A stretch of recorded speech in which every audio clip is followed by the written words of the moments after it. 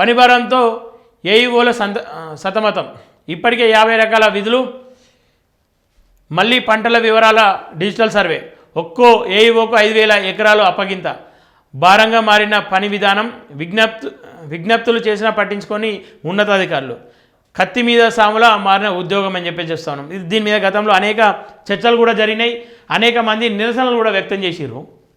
ఏదైతే ఒక్క వ్యక్తి 5 ఎకరాల భూమిని డిజిటల్ సర్వే చేయాలంట.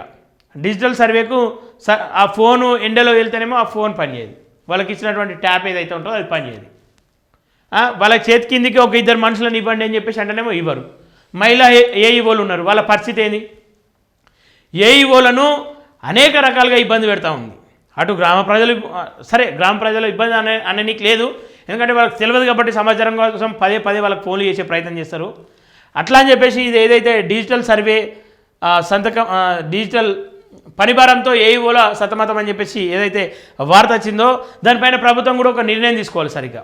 ఎందుకని చెప్పేసి అంటే ఏఈఓల పనిభారం అవుతా ఉందని చెప్పేసి ఎందుకు రోడ్డు మీదకి ఎక్కిరు, వాళ్ళతో చర్చలు జరపాలి.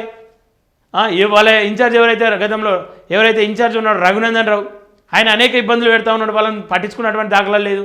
వాళ్ళ సమస్యలు చెప్పుకోవడానికి హైదరాబాద్ వస్తే కనీసం వాళ్ళ ఉద్యోగస్తులా లేదంటే రోడ్లపైన ఊడిగం చేసే వాళ్ళు అర్థం కానటువంటి పరిస్థితి ఏర్పడ్డది. వాళ్ళు బయట వచ్చి గంటల కొద్దీ నిలబడ్డరు.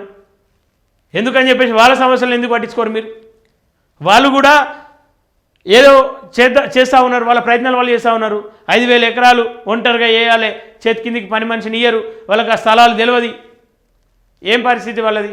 ఏం చేయాలి వాళ్ళు? అప్పుడు ఏఈఓలకు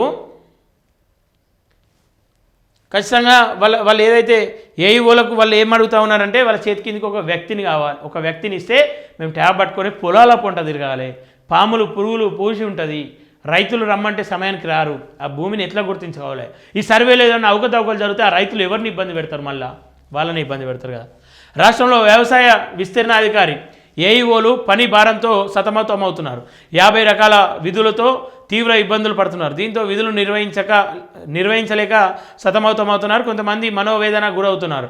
మరోవైపు ప్రభుత్వం నుంచి రావాల్సిన మెయింటెనెన్స్ ఖర్చులు సైతం రావడం లేదని ఆవేదన వ్యక్తం చేస్తున్నారు. రాష్ట్రంలోని గ్రామ పంచాయతీలను 2,604 క్లస్టర్లుగా వ్యవసాయ శాఖ విభజించింది. ప్రతి క్లస్టర్లకు ఒక ఏఈఓను నియమించింది. ప్రతి ఏఈఓకు 5,000 ఎకరాలకు పైగా అంటే 3 నుంచి 5 గ్రామాలు అప్పగించింది. ఈ గ్రామాలపై సర్వే చేయాల్సి ఉంది. పంట వివరాలను రబీ ఖరీఫ్ సమయంలో పోర్టల్లో నమోదు చేయాల్సి ఉంటుంది. సర్వేల వారీగా రైతు వివరాలను, ఎన్ని ఎకరాల్లో ఏ పంట వేశారు అనేది యాప్లో నమోదు చేయాల్సి ఉంటుంది. దాని ప్రకారమే ప్రభుత్వం రైతు భరోసా అందజేస్తుంది. అయితే ఒక్కొక్క ఏఈఓకు 5,000 ఎకరాలు సర్వే చేయాల్సి ఉండడంతో తీవ్ర ఇబ్బందులకు గురవుతున్నారు. 25 కిలోమీటర్ల పరిధి నుంచి యాప్ అప్లోడ్ చేయాల్సి ఉంటుంది. యాప్లో ఫోటో అప్లోడ్ చేయాల్సి ఉంటుంది. కొన్ని జిల్లాల్లో ఎత్తైన ప్రదేశాలు, కొండలు గుట్టల ప్రదేశాలు, వాగులు వంకలు అవతల సరైన రోడ్డు లేని భూములకు వెళ్ళి సర్వే చేయాల్సి వస్తుందంట. తీవ్ర ఇబ్బందులకు పడుతున్నామని ఆవేదన వ్యక్తం చేస్తున్నారు.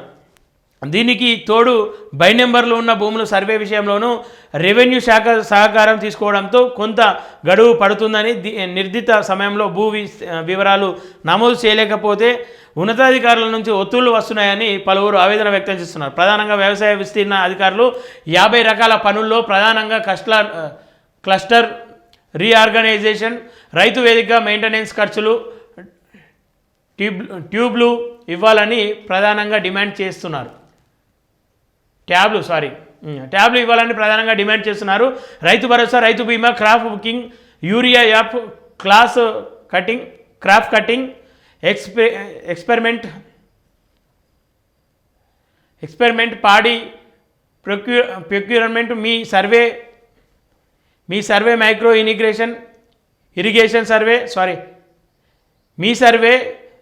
Irrigation survey, farmer register app, ఇతర డిపార్ట్మెంట్ శాఖల విధులు నిర్వహిస్తున్నారు. దీంతో తీవ్ర ఇబ్బందులకు గురవుతున్నారు.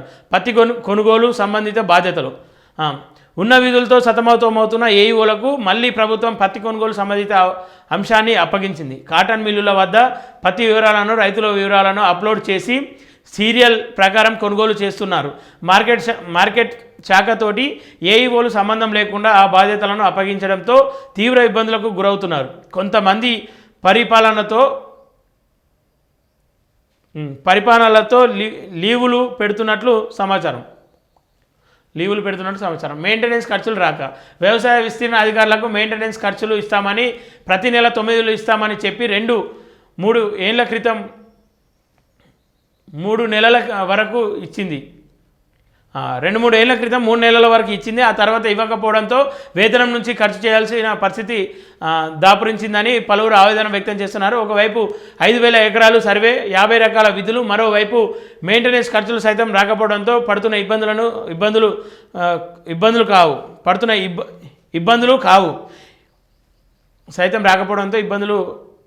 ఇబ్బందులు కావు. ఒక పని పూర్తవకముందే మరో పని అప్పగించడంతో ఏ పని చేయాలో తెలియక ఏఈఓలు అయోమయానికి గురవుతున్నారు. అంతేకాకుండా నిర్ణీత సమయంలో పని చేయాలని ఆదేశాలు ఇస్తుండడంతో సతమతమవుతున్నారు. క్షేత్రస్థాయిలో ఏఈఓలు తీవ్ర సమస్యలు ఎదుర్కొంటున్నట్లు పలువురు పేర్కొంటున్నారు. అంతేకాకుండా రైతు భరోసా రాకుండా, రుణమాఫీ కాకుండా రైతులు ఏఈఓలను నిలదీస్తున్నారని ఆవేదన వ్యక్తం చేస్తున్నారు.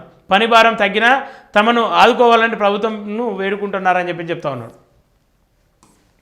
ఇదైతే వాస్తవమే. ఏఈఓలకు, గ్రామాల్లో ఉన్నటువంటి ఏఈఓలకు ఎన్ని సమస్యలు ఉంటాయో స్వయంగా మేము కూడా చూసినాం.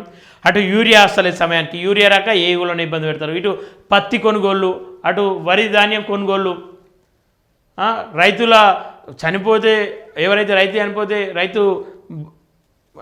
దానికి సంబంధించిన ఏదైతే రైతు భరోసా ఉంటుందిగా, దానికోసం సతమతం. రైతు బంధు పడతలేదని చెప్పేసి, పిఎం కిసాన్ పడతలేదని చెప్పేసి, రైతు భరోసా మాఫీ కాలేదని చెప్పేసి, ఈ అనేక రకాలుగా ఏదైతే 2 లక్షల రుణమాఫీ ఇంకా అయితే లేదు, ఎప్పుడైతుంది అని చెప్పేసి వాళ్ళను ఏ విధంగా దొరికితే ఆ విధంగా ఇబ్బంది అవుతుంది. ఎందుకంటే రైతులకు వాస్తవాలు తెలియదు. చెప్పాల్సిన బాధ్యత వాళ్ళ మీద ఉంటుంది. చెప్పాలి.